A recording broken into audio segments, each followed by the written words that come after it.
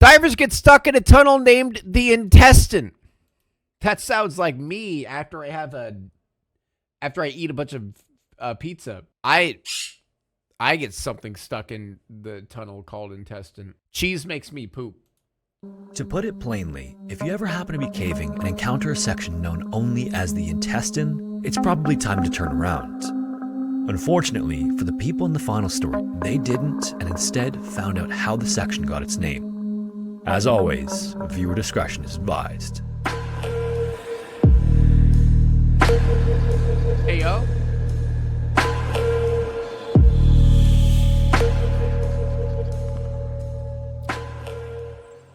In December of 2002, three friends, Kylie, Megan, and Kira, and the other girls staying at a group home in Cedar City, Utah, gathered together to hear an announcement.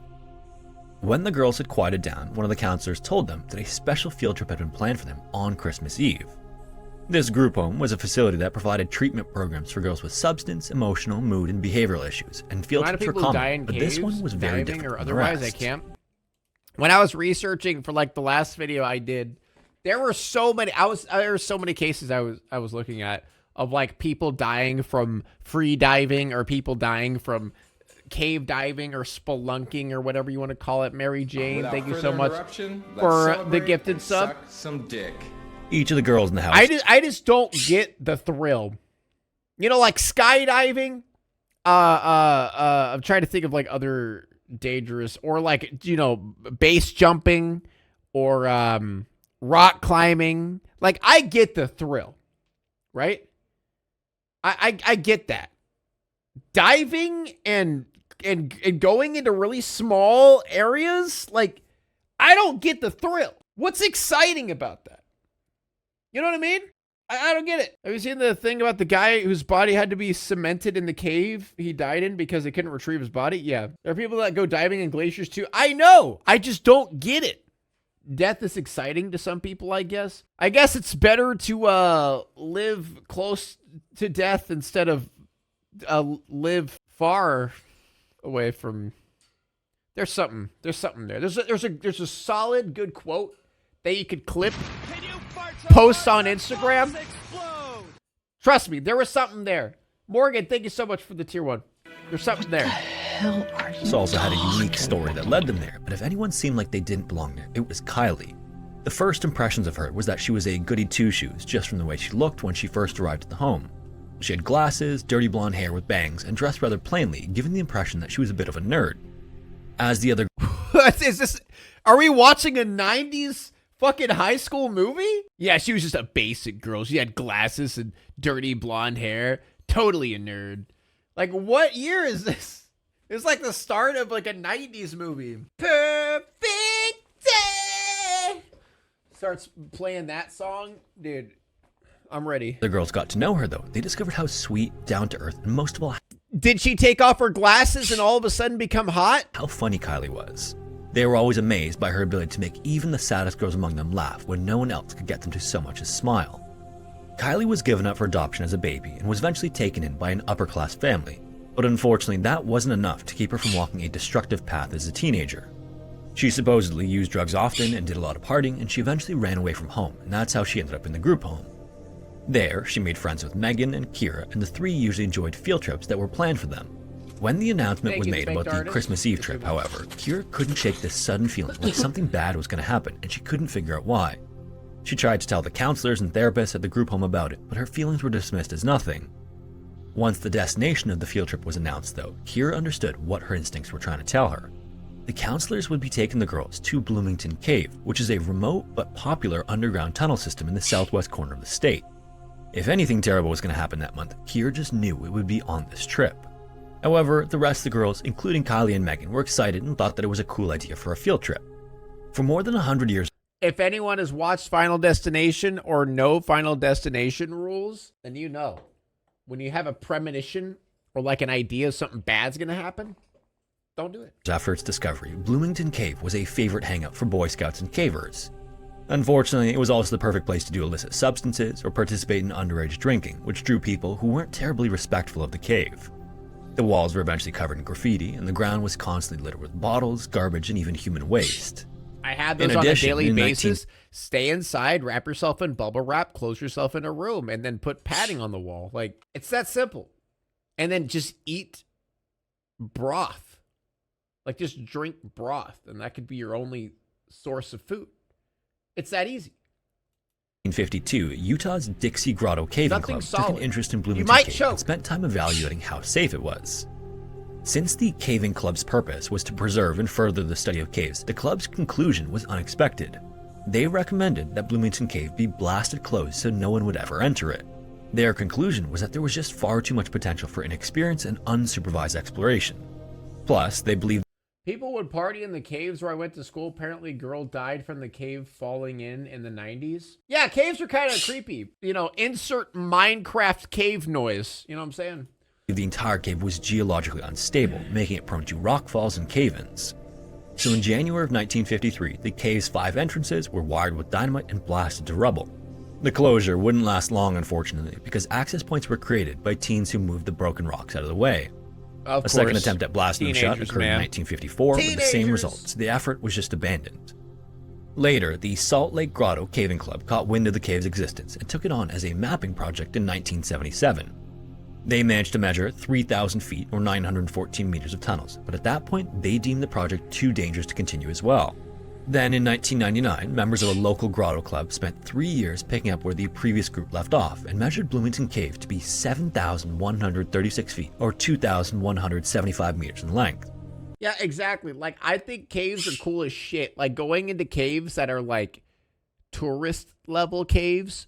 Yeah, but when you see a hole that's like this big and you think, I wonder what's down there. Let me shove my body in there, all right? Let me just like rub butter on me and just squeeze myself in there like an unborn child. Like, what? Then, finally, on the morning of Christmas Eve 2002, 5 counselors and 15 girls loaded up in a van and headed south on Interstate 15 to Bloomington. An hour and a half later, and after a long, unpaved road, they finally reached the parking area. Before they went inside, the girls were split in 2 groups among the 5 counselors and then told to form a straight line. A counselor was at the front of the line, then you, 3 Mary of the girls, Jane. then another counselor and another 3 girls, and so on. From the outside, the group had a hard time telling where the cave was at all. The south entrance was basically a hole in the ground after all the blasting, so the counselors and the girls had to crouch and crawl just to get inside. Then once inside, it was a maze of tight corridors and wide tunnels that can be reduced to just a few feet by large boulders and rock piles. Once they got in, the counselors reformed the line and instructed the girls to hold hands. After some cautious walking and crawling around the interior, the group squeezed through a narrow tunnel one by one and entered a chamber aptly named the Big Room.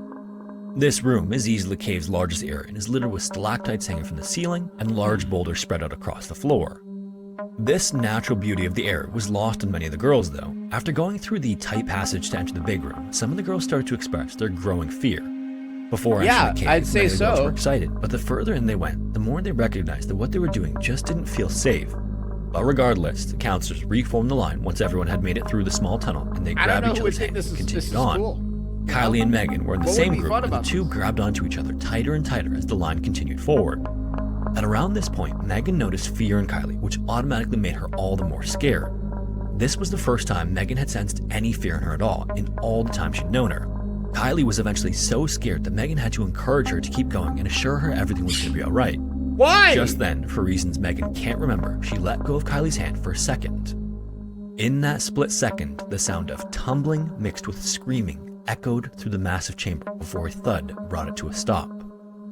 Megan whipped around, expecting to see Kylie behind her, but she was gone. By that God point, damn it. all the lights The coming man got her, dude. group had were pointed in Megan's direction.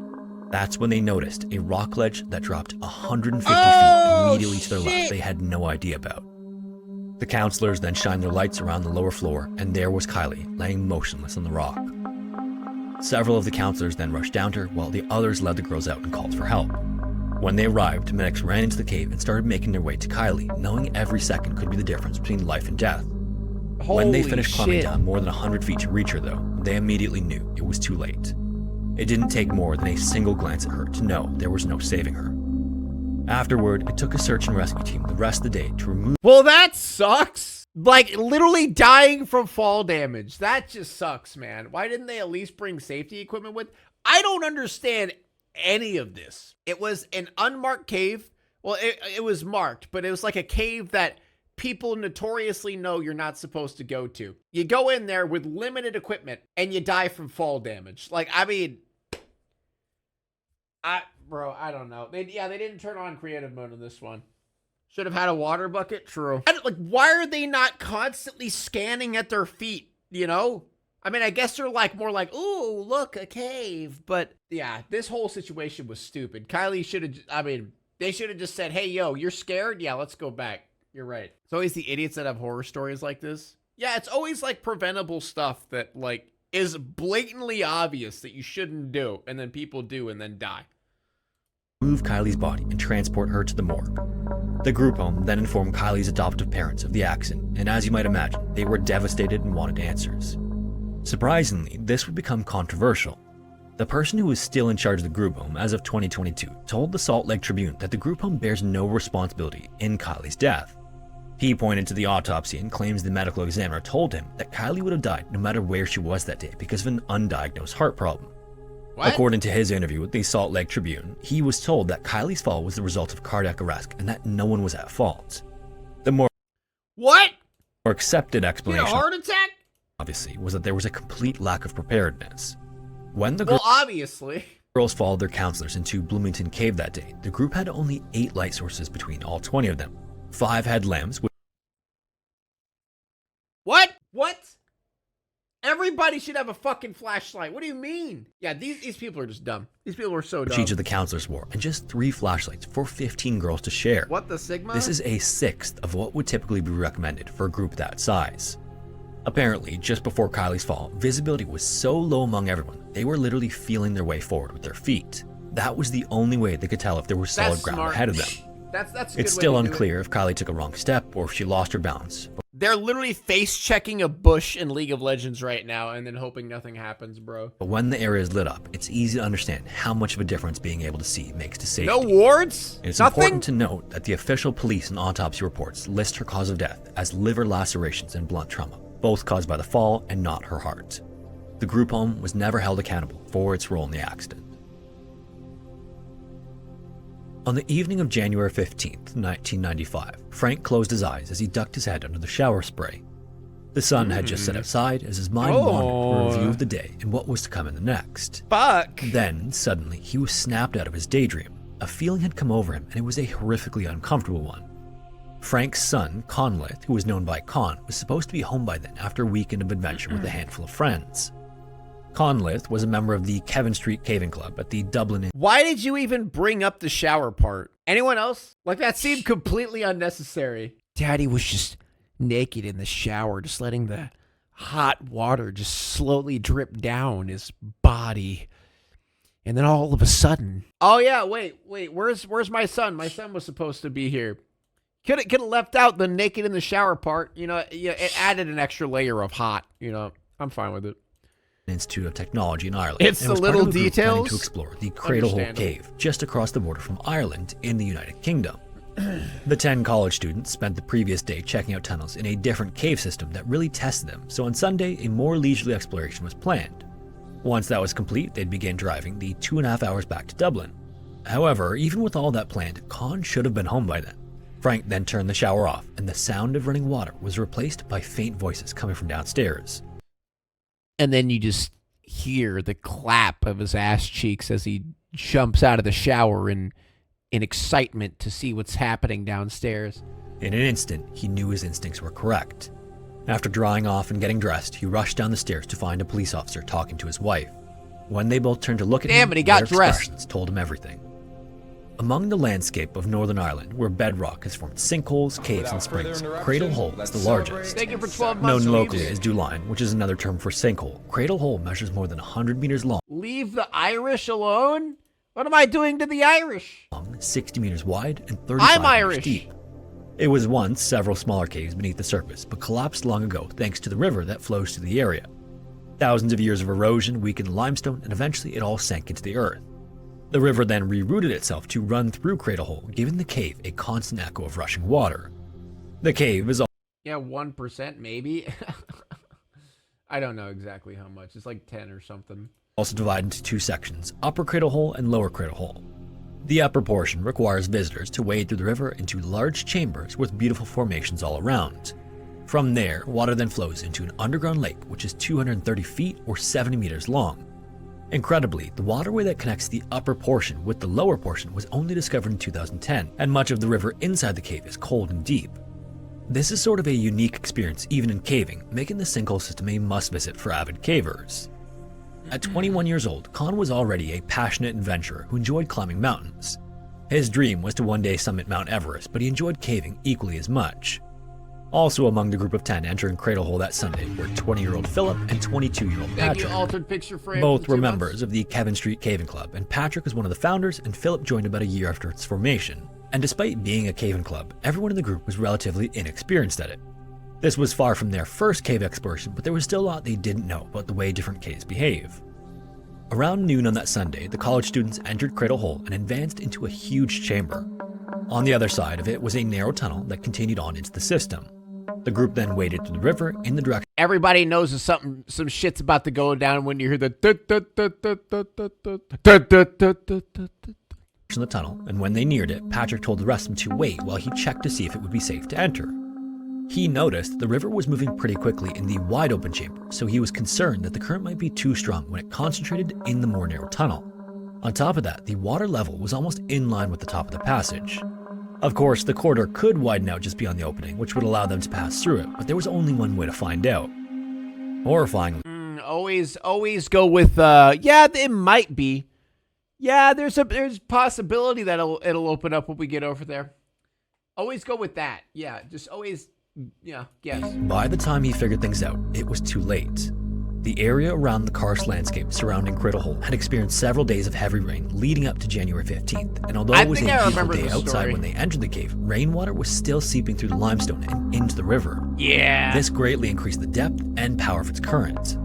Patrick didn't seem to recognize the danger he was in and smiled at the others as he took a big deep breath and tried to swim against the current. All of a sudden, he disappeared. Philip was the closest to Patrick, and he entered the raging current to help his friend, but Philip was immediately trapped in the current too, and just like Patrick, it swept him away. Khan was the next one in to try to help, and within moments, he was gone, just like the others. The current had swept all three of them into a narrow passage that was so flooded there was very little space between the surface of the water and the ceiling. This meant that air would be scarce until they were spit out on the other end of the tunnel. The danger of this seemed to be lost on the other 7 group members. They stood there, expecting to be let in on the joke any second, thinking this was all a big prank. However, this anticipation slowly transitioned into fear. Just 20 minutes earlier, they first entered Cradle Hole for what they believed would be a casual cave exploration before heading home, and now they were faced with a tragedy. The 7... Someone in chat says, keep sending people in. Yeah, just keep going, guys. Come on. Next one. Just keep sending them in. Send them in like sacrifices. Remaining members then split up to try to see if the other 3 were maybe trapped in another chamber, but despite searching the various passages, there was no sign of them. It is funny, though, that there's like, I wonder what'll happen if I jump in. Just see the dude disappear, just instantly taken by the water. And then the next guy jumps in, gets taken by the water. The third guy, I think I can handle it. Nah, I'd win. Dives in. They searched for almost 4 hours before realizing they were going to need help from emergency services. So around 4 o'clock, the 7 cavers exited Cradle Hole and called in the instant. That sparked about 50 rescuers into action as experienced cavers and police divers raced to the cave. Outside, 2 helicopters from Britain's Royal Air Force searched the outlet area of the river, but not a single sign of the 3 was found before the search was suspended for the night. Around the same time the effort was wrapping up, authorities began informing family members that their sons were missing. There was something inside Frank that knew better, though. Something inside him knew that he'd be identifying his son's body within the next few days. The next morning, the search continued, and by that point, the current and height of the river had reduced dramatically, and the hope was that the 3 men managed to find a pocket of air or a large chamber where they could wait out the water. Maybe if you sacrificed enough, they'd return. Yeah, maybe the 7 other guys just went in one by one. Maybe they would have all gotten out. Who knows? Tragically, that wasn't the case. Around 24 hours after they first entered Cradle Hole, Patrick and Philip's bodies were found, and it would take another day for Khan's to be recovered. Today, there is a memorial plaque outside Cradle Hole in remembrance of the 3 young lives that were taken too soon. On Friday, August 19th, 2016, 12 Italian scuba divers... I feel like a lot of these just feel like natural selection. Like, all of these are just blatant... I mean, to be fair, the first one was more of a disaster because she knew something was up and didn't want to go, but then it happened anyway. But these guys were like they even knew. Even they knew. Like, yeah, I don't think this is gonna be a good idea. It might not work. But hey, 50-50 chance I die. Why not? You know, I'd take those odds. Divers were preparing for the brilliantly blue waters on the coast of Palinuro, Italy. Situated 124 miles or 200 kilometers southeast of Naples, Palinuro is a beautiful, quaint resort town that sees tourists from all over the world every summer, especially divers. The day's dive plan was to check out the Immersione en Parete, which translates to immersed wall. This massive underwater cliff is dotted with several cave openings and is a beautiful natural habitat for all sorts of underwater sea life, making it perfect for diving. The dive organizer was Mauro Camardella, the owner of a local diving center and a dive instructor who taught 3 different types of certifications. Camardella lived like he belonged in the water, and rarely did a day go by without the 49-year-old getting in the water. Along with him for the dive was Mauro Tancredi, who is an assistant instructor at Camardella's diving center, and their 58-year-old friend Silvio. Silvio wasn't a dive instructor like the other two, but he was an expert in scuba diving and shared Camardella's passion for underwater exploration. Now, in addition to Palinuro being known for its gorgeous underwater rock formations and mysterious caves, it's also known for the curse of Palinuro.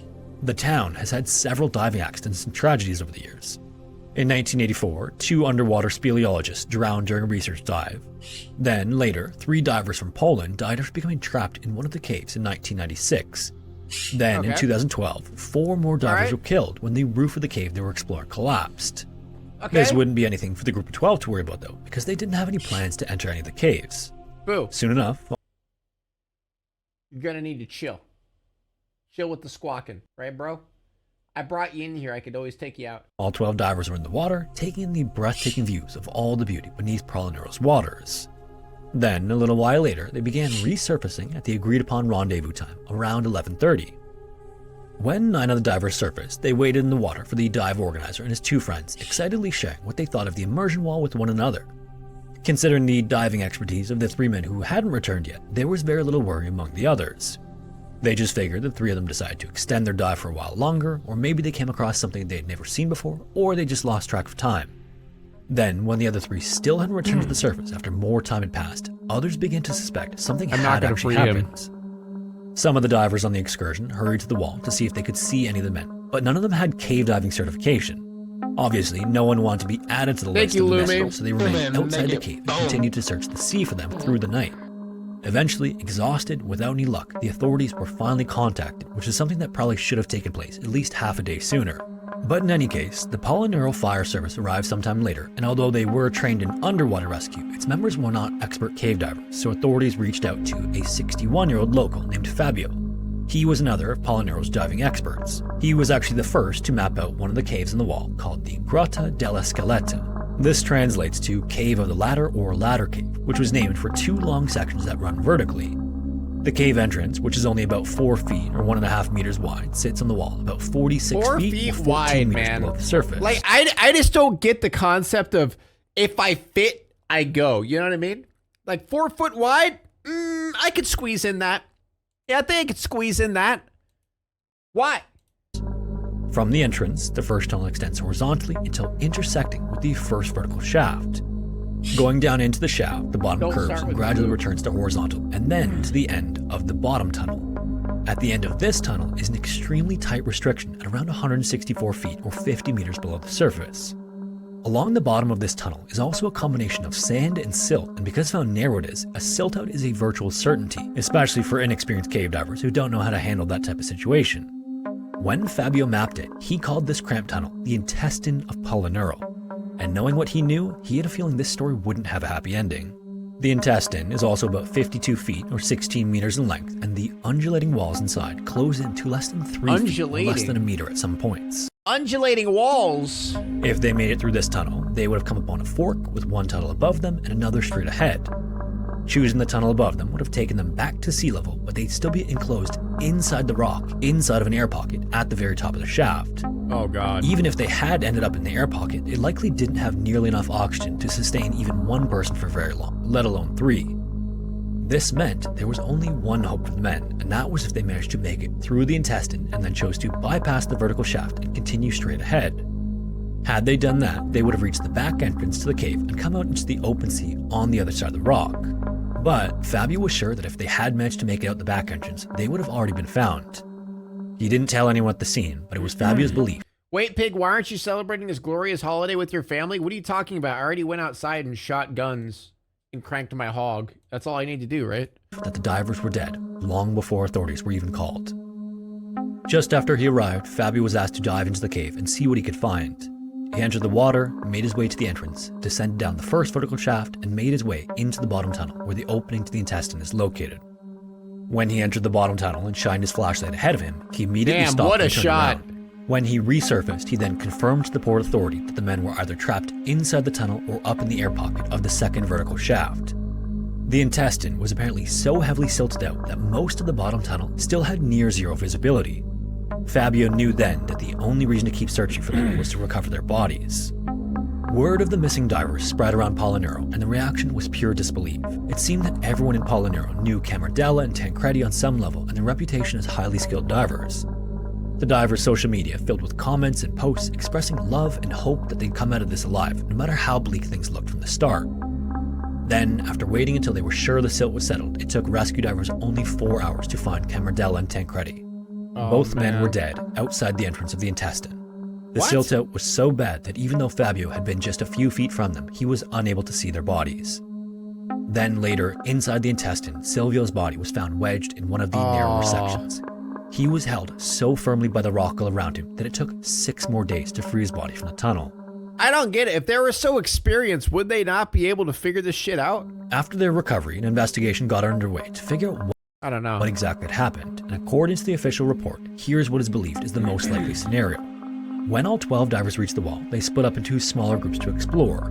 It's unknown if it was planned or an impromptu decision, but Camardella, Tancredi, and Silvio entered the cave either way. Because Silvio's head was facing toward the entrance they used to enter the cave, it seems that the men had actually made it safely through the intestine, but then on the way back, Silvio got trapped. He was also in behind them when he got stuck and struggled to free himself. Then, because of how badly they had silted the bottom tunnel out, Camardella and Tancredi exited the cave without noticing that Silvio wasn't with them. They probably stopped for a moment to see if he was just lagging behind, but after a few moments they went back into the cave to try to find him.